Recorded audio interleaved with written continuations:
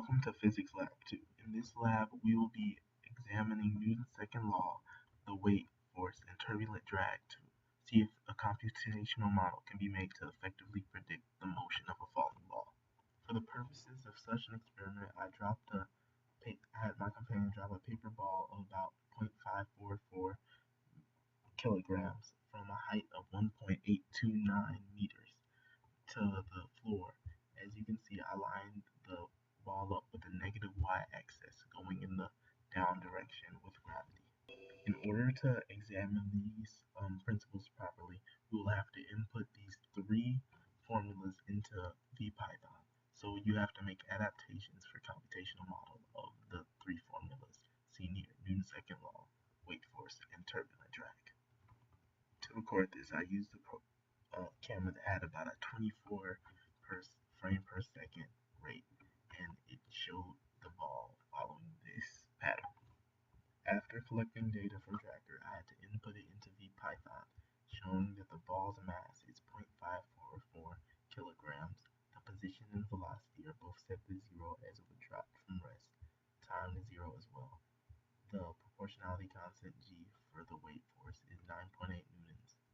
The j-hat vector is 1 as it is a unit vector, and the constant b, which I had to play around with a little bit to find, was 0.0505. Lastly, I had to input the formulas that I discussed earlier: the weight force, the turbulent drag, the net force, and Newton's second law. As you can see here, Fnet is only set to W. In order to properly predict the motion of the ball, we have to set it up with only the weight force and the turbulent drag. So we're going to have two different models here that will show one with just the weight force and one with weight force and turbulent drag. Now we'll run the one with just the weight force to show you how it looks. As you can see here, this is the arrow that shows the gravitational force, and this is the arrow showing the drag force, and the forces are going up against each other. In this VPython, as you can see, I've added the Fnet to be W plus Fd, or turbulent drag. This is the model that shows the weight force and the turbulent drag, being more realistic to actual real life purposes.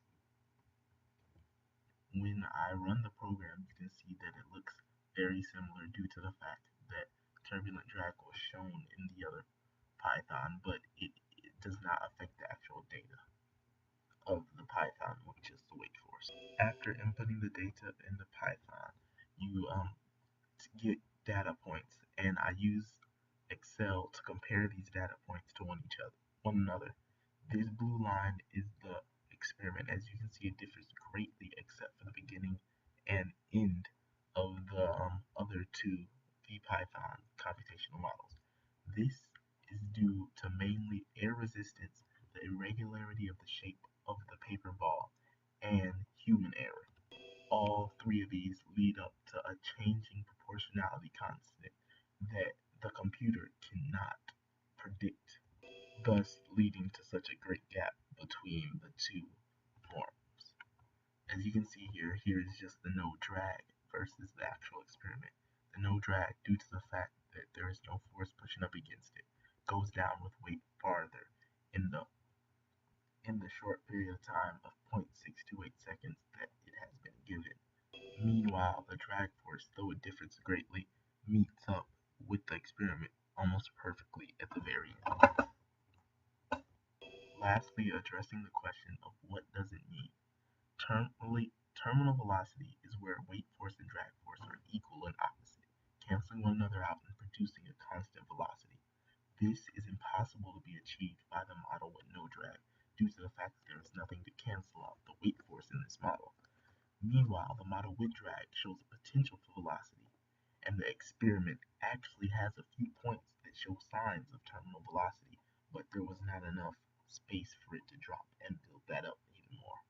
As you can see here, in these last couple steps, the velocity becomes constant, but it runs out of time at 0.62 seconds, and the velocity has ended. And what if the ball were to be thrown down rather than dropped at a rested point? differ greatly in velocity in case of the model with no drag, but it would still be impossible for terminal velocity to be achieved.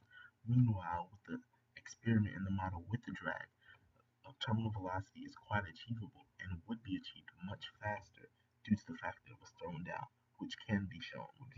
Here you can see that I edited the Python initial velocity to be -7 to show as if the ball were thrown down in the downward direction with a force of -7.